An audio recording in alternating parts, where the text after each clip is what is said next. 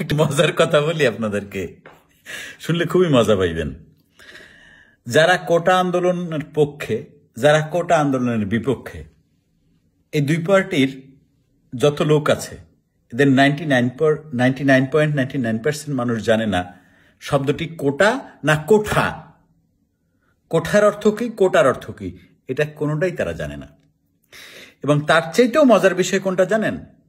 সেটা হচ্ছে যারা মেধার ভিত্তিতে সরকারি চাকরি পাবে এবং যারা কোটার ভিত্তিতে সরকারি চাকরি পাবে, তারা উভয়ই হচ্ছে গিয়ে যেটা হবে সেটা হচ্ছে প্রচন্ড পরিমাণে ঘুষখোর, তারা হবে প্রচন্ড পরিমাণে অনৈতিক।